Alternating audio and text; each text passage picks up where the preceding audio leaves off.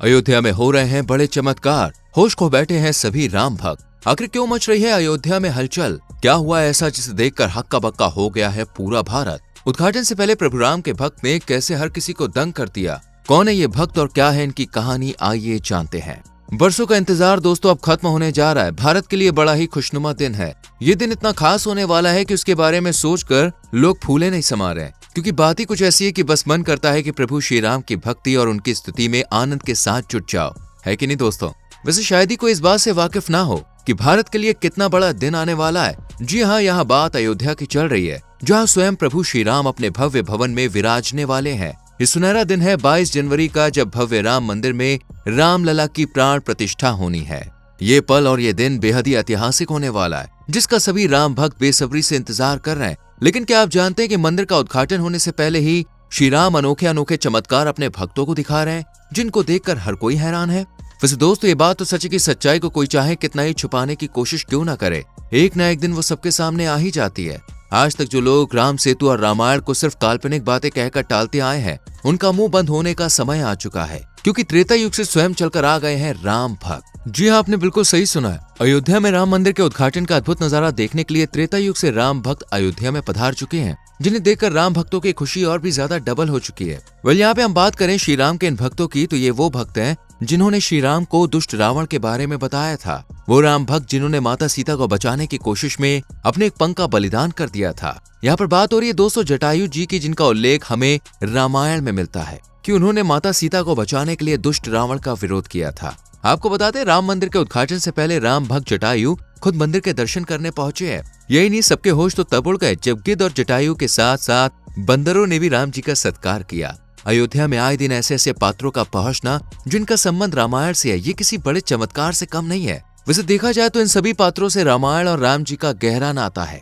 खैर, राम जी के इन चमत्कारों के बारे में हम आगे बात करेंगे, लेकिन उससे पहले जरा हम अयोध्या में बन रहे राम जी के भव्य भवन के बारे में बात कर लेते हैं। जैसा कि राम जी की जन्मभूमि अयोध्या में राम जी की प्राण प्रतिष्ठा की पूरी तैयारियां हो चुकी हैं और अब बस बेसब्री से 22 जनवरी का इंतजार किया जा रहा है।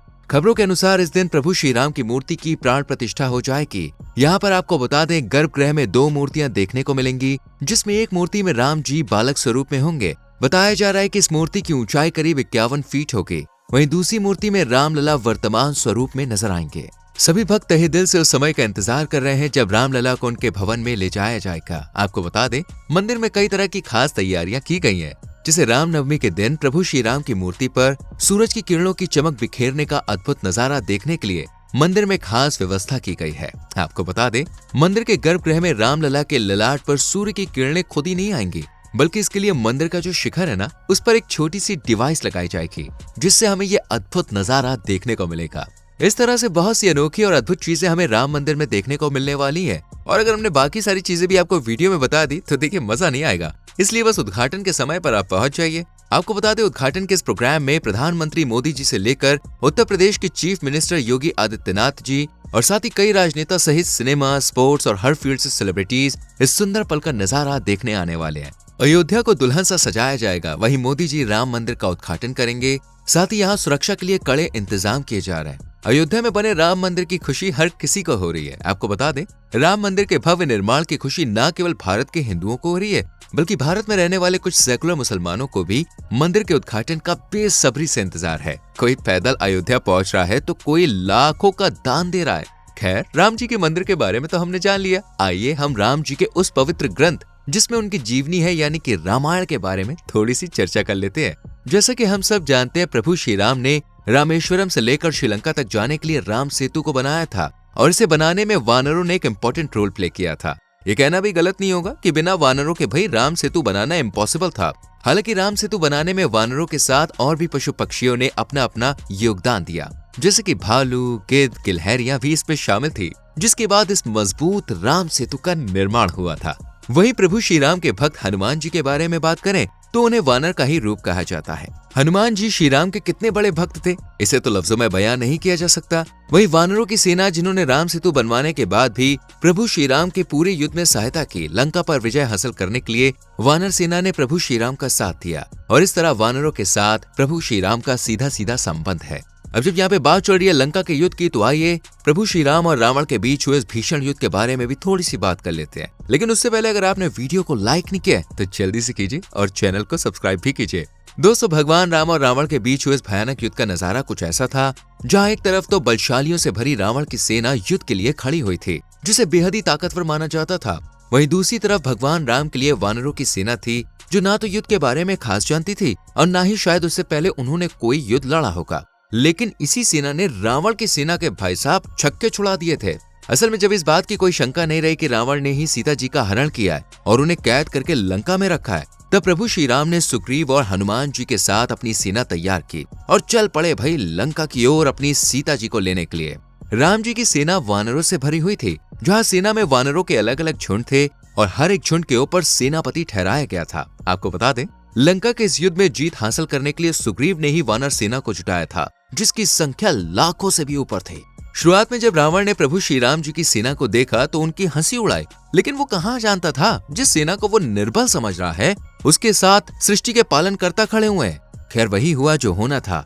राम जी ने अपनी वानर सेना के साथ रावण को हार का मजा चखा दिया और लंका युद्ध में विजय हासिल की।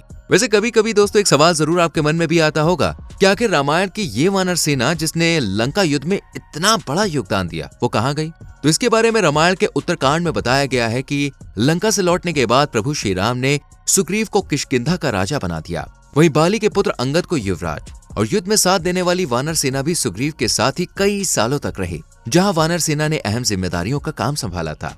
वहीं वानर सेना के नल नील ने सुग्रीव के राज्य में कई सालों तक मंत्री पद को संभाला था और इस तरह किष्किंधा का राजपाट बढ़ता चला गया। आज के समय में भी किष्किंधा कर्नाटक में तुंगभद्रा नदी के किनारे मौजूद है और इन सभी बातों के ठोस सबूत हैं। वेल दोस्तों, राम जी की रामायण के ऊपर जो भी शक जताते हैं ना, उनका तो मुंह बंद ही हो गया, क्योंकि अयोध्या में जो चमत्कार देखे जा रहे हैं वो वाकई में हिला देने वाले हैं। आपको बता दें, राम मंदिर के उद्घाटन वाले दिन जब अयोध्या जाएंगे आप, तो वहां पर आपको वानरों की सेना भी देखने को मिलेगी। जी हाँ, अयोध्या में इस दिन आपको मठ, मंदिर और गलियों में हर जगह बंदर दिखाई देने वाले हैं, क्योंकि हाल ही में कुछ बंदरों का बड़ा झुंड अयोध्या में देखा गया है, जिसे चमत्कार कहा जाए या फिर कुछ और पता नहीं। लेकिन कुछ लोगों का मानना है कि भगवान श्री राम के लौटने पर खुद हनुमान जी उनके दर्शन करने के लिए अयोध्या में पहुंचे हैं। बंदरों के बड़े झुंड को देखकर तो हैरानी है ही, साथ में गिद्धों का भी बड़ा झुंड राम मंदिर के पास आकर प्रभु के दर्शन का इंतजार कर रहा है और सब हैरान है कि आखिर ये गिद्धों का झुंड कहां से आया। इस तरह से अयोध्या में राम जी की सेना देखने को मिल रही है। कहीं वानर हैं तो कहीं गिद्ध मौजूद है। दोस्तों, गिद्धों को देखकर हर कोई हैरान है, क्योंकि ये गिद्धों का झुंड हिमालय से विलुप्त प्रजाति है। ऐसा बताया जाता है कि गिद्धों की ये प्रजाति कई सालों पहले विलुप्त हो गई थी, लेकिन अचानक से इनका सामने आना राम जी का ही बड़ा चमत्कार है। यही नहीं, कुछ भालू भी अयोध्या में देखने को मिल रहे हैं, जिन्हें जामवंत का रूप कहा जा रहा है। एक तरफ वानर की सेना तो दूसरी तरफ गिद्धों का झुंड और वहीं भालुओं का आना, ये राम जी की बड़ी कृपा है। सो दोस्तों, भगवान श्री राम के इस चमत्कार को जानकर आपको कैसा लगा कमेंट सेक्शन में जरूर लिखें। वीडियो को लाइक और शेयर करके चैनल को सब्सक्राइब करके बेल आइकॉन प्रेस करें, जिससे आने वाली वीडियोस आपसे मिस ना हो। मिलते हैं अगली वीडियो में। Till then bye bye, take care.